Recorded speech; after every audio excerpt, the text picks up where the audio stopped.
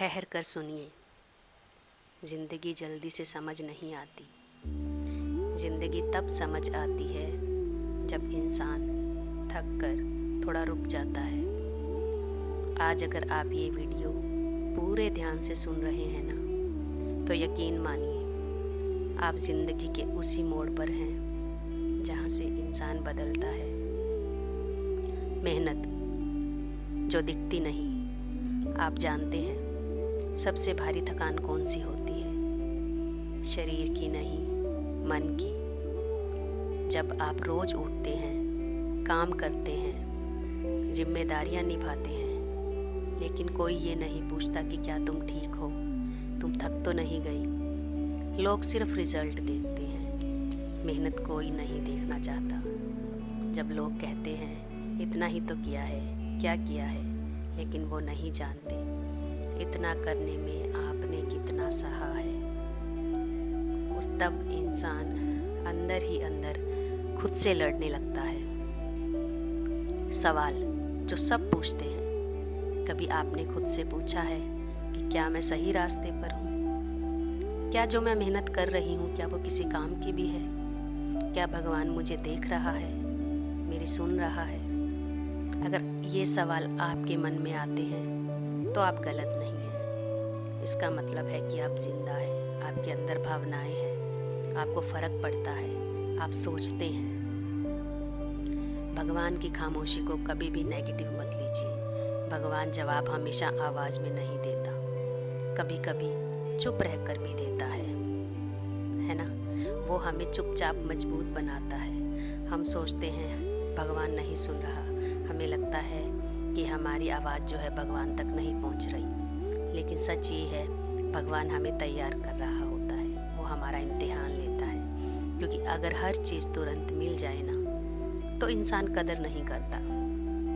अकेलापन ही सबसे बड़ा सच है आज का। आज कोई साथ नहीं देता, आपको अकेले रहना पड़ेगा। एक बात बताइए, भीड़ में रहते हुए भी जब अकेला महसूस होना कितना दर्द देता है ना, तो क्यों ना अपने आप के साथ रहा जाए। जब आप सबके लिए खड़े होते हैं, लेकिन आपके लिए कोई खड़ा नहीं होता। जब आप सबको समझते हैं, लेकिन आपको कोई नहीं समझता। लेकिन यहीं से इंसान खुद को पहचानता भी है। हमें यहीं से ज़िंदगी बहुत कुछ सिखाती है। यहीं से वो सीखता है कि अब हमें खुद को अकेले ही संभलना होगा। लोग और उनकी बातें जब आपकी समझ ना आए, जब वो आपको जज करने लगे, आपको गिराने की कोशिश करे, उसी समय आप मजबूत बनते हैं। तब आपको बेशक लगता है कि भगवान नहीं सुन रहा, लेकिन भगवान अपना काम कर रहा होता है ना? और तब भी जब आप उठ रहे होंगे, तब भी तो फिर ये सवाल नहीं है कि लोग क्या कहेंगे। सवाल ये है कि आप क्या कहेंगे। क्या आप खुद से नज़र मिला पाएंगे? क्या आप खुद से कह पाएंगे मैंने कोशिश की थी, लोगों ने मुझे बहुत गिराने की कोशिश की, लेकिन मैं खड़ी रही। ठोकरों का मतलब ये नहीं होता कि आप गिर रहे हैं। अगर आज आप ठोकरों से टूटे हैं तो इसका मतलब ये नहीं है कि आप कमज़ोर हैं। आप मजबूत हो रहे हैं, आप सीख रहे हैं। हर ठोकर आपको थोड़ा और मजबूत बनाती है, हर दर्द आपको और थोड़ा गहरा बनाता है। आप हर चीज़ को गहराई से सोचने लगते हैं, आपको चीज़ों के मतलब समझ में आते हैं। फिर आता है सब्र, एक टाइम पर आकर, जो कि सबसे बड़ी कठिन परीक्षा होती है। और ये वही जगह है जहाँ ज़्यादातर लोग हार जाते हैं, और जो यहाँ से जीत जाता है ना, वो ज़िंदगी की फतह कर लेता है। क्योंकि इंतज़ार हर कोई नहीं सिखाता, ना ही हर कोई सीख पाता है। लेकिन जो इंसान इंतज़ार करना सीख जाता है ना, वो हालात से ऊपर उठ जाता है। वक्त उसे तोड़ता नहीं, वक्त उसे तराश देता है, निखार देता है ना? बीते हुए कल को भूल जाइए, वो सिर्फ आपके दिमाग में है। आज का दिन जो है वो आपके हाथ में है। आज आप कुछ कर सकते हैं। कल चला गया और उसके बारे में सोच सोच कर आपको अपना दिमाग खराब नहीं करना है।